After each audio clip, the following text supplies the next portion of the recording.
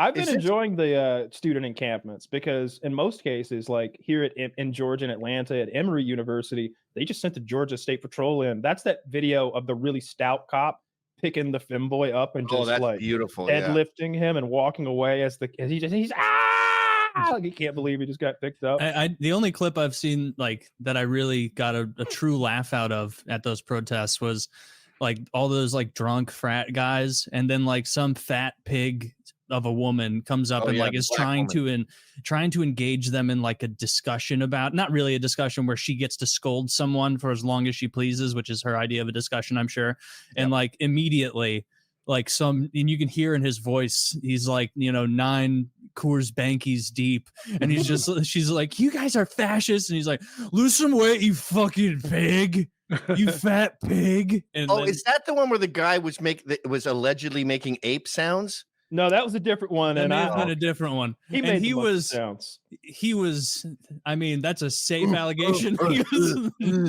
Like it reminded me of that scene from Black Panther. There's and then there's like, oh, look at me. It was both genre. He really went at it. And he seemed to have some hatred in his eyes, if I do say so myself. But she was a big fat cow who was stepping to them saying some crazy shit too. She was saying like death to America probably or something about Palestine. So yeah, I don't know. What, you get her feelings hurt? Yeah, I can't get on board with the That's ape what sounds. he was going He really for. should have went with bovine sounds, right? He should have mooed at her. Oh, if you moo at her, you can't be mad at that. Yeah. Right? That's think they wouldn't be mad at that? They're mad about everything, dude. The fatties aren't as well protected as. But yeah, that's like, they're very well protected. When you're projecting a sound from knife something attack. with like it's got more than moo. Like moo is kind of soothing. Yeah. You need like a ha ha ha. You're right. It's hard to go with herbivore attack lines. You're Still, right. I bet it would made cut the deep. right move. Yeah. I went to that thing. I went to the Columbia one dressed as a liberal, and I talked to some of them. And I used to do this character, Miles McInnes, my twin brother, who's a liberal. And but Miles has the courage of his convictions, and he'll argue with you. And I realized my fake character is too cool for these people. They won't say their opinions. They direct you over to someone who is media trained. Yep. And the guy who's media trained was talking on I don't know, YouTube or TikTok or something about how all Zionists need to die. And then all racists need to die. And you're like, that's a lot of people that especially your definition of racist is like someone who voted for Trump. It's so every white person. Kill half the country and you're media trained. I went up to these two guys. They were guarding one of the gates that went into the encampment. And I was like, can I talk to you guys? And they're like, we have someone who's trained in media. And they go, yeah, you're an adult male at college. You're trained in media. This is just saying what you think. And they go, they just kept repeating the same thing like a robot. And they each had their own individual umbrella because it was kind of misting that day. Not raining, but like. They were ready for it. Wait, and I look at them. You want them to you say it like it's gay, but it's more gay to share an umbrella. I mean, all right, so hear me out here. It's gay to use an umbrella. You wear an umbrella in Glasgow, you're a dead man. You can't riot with an umbrella. Like, are you here to do business or not? You know, sometimes Antifa will get the big black ones to stop you recording. This was the one your aunt has in her purse. Like it folded out to about this big. Yeah. And it's probably like this when it's all folded up. And I go, guys, I broke character. I was like, guys, it's not raining, you. And they both like go, oh, and they undo their umbrella. they undid their umbrella when you call them out. Yeah, damn, they need to have the courage of their convictions. It wasn't raining at all. You know what there was? There was tons of ugly Asian girls, like uncool Asian girls, the kind that you don't even like beat off to. The flat-faced ones. Yeah, and the badly dressed ones, you know. I hate that. Not even good at math. I realized that these girls they're like good drivers. They're not real Asian. I think you're just a fat Mexican in disguise. Maybe you're just a white girl with black hair that's really stoned. Yeah. But just a sleepy white girl. Yeah, So, are you Asian or did you just wake up? Actually, some journalist was over at my house recently, and he was from Germany, and he my kids look Asian because they're Native American, and he said to my son, he's like, "Hello, how are you doing, little boy?" And he goes, "Fine," and he goes, "Did you just wake up?" He's like, I'm like, you're being racist, right? He was a lefty there to do a hit piece too, but anyway, I saw these Asian chicks, and I realized this is just fashion. 2 of the worst security guards you can imagine that they drafted Literally. from the student body will be standing by some refuse they've stacked together and like not allowing entry to anyone, any students, any media, any just person. And it's it's a public university. There's no inch of that place you shouldn't be able to walk around on, regardless of who you are. Yeah. And then again, they're like, what do you think about, all of the Israeli women who were raped, for example? Do you think those sex crimes matter? And they're like, you want to talk to Dave over there. He's the media guy. Talk to Dave. And it's like, I want to talk to you. I'm talking to the people who are out here with masks, holding, chaining everything up and super gluing locks and shit and locking everything down. No, you want to talk to Dave. He talks for us. You know why? They know they're going to be humiliated. They know you're going to say something like, what's the population of Palestine? What's the population of Israel? Do you know where they treat gays in Gaza? And they're going to have nothing. And they don't want, and this has been going on for a while. Remember, they used to have debates with right and left. You had Richard Spencer on ESPN. You had David Duke on CNN. They used to talk to the right, but now they're so bad at knowing stuff. I think the term is stupid, that they say, don't give Nazis a platform. The kids in general are at a disadvantage. And everyone's I've been listening, and I'm like, all these kids don't know anything. Whatever political beliefs they have, they've had for 6 months. They're 19 years old. They don't know from the river to the sea. They have no idea. That's going to be true of the is. right as well. Like 19-year-olds just don't have the depth of background typically to argue their point. Conservative 19-year-olds know a fuck ton more than liberal 19-year-olds. I can't prove it either way, but here's why he's right. It's fashionable. One of them is fashionable, and when the other's not. You must have some convictions if you're going to choose right at 19, right? I used to fuss at the right wing guys who go to college campuses and debate with children, and it's like you're dunking on a Fisher Price hoop here. It is low hanging fruit, yeah. Well, that's the only thing that Ben Shapiro can dunk on. That's sort of the core. I see a height joke. It took me a second. I was like, no, he's really smart because he's a Jew. It's like in Star Wars where they flew into that thing. Okay, I'm missing your jokes. When they flew into the Death Star, like this is where all these bad ideas, bad laws, incompetent judges. This is where they begin. So you might as well nip it in the bud, get down there. But you're right; it's not very challenging. The shit they say is fucking retarded. But have you seen these streeters where they go questions like, "Can you name the seasons?" And my favorite one ever was, "What does YES spell?" And the woman says, Wes. What? I think because wise is like a what? Wow. Yeah. Wes. That stuff has to be cultivated. I see the left do it at Trump rallies where they find people with indefensible positions, usually dressed up in their QAnon weirdos. Yeah. Mm-hmm. Yeah. And they get dunked on. But there's going to be dumb people. Yeah. But here's why 19, like you just said it, they have to have the courage of their convictions if you're going to be young and conservative. But this is especially true of like conservative blacks. Ann Coulter once said, our blacks are better than their blacks. And they accused her of saying that we own blacks. But if you're a black dude and you love Trump, you're arguing it through Thanksgiving. You're arguing at work. Nightmare with your cousins. Every barbecue, you're getting raked over the coals. Every haircut. Or you're closeted, God forbid, hiding that every day, afraid you'll be exposed, afraid someone's going to see your MAGA hat under your bed.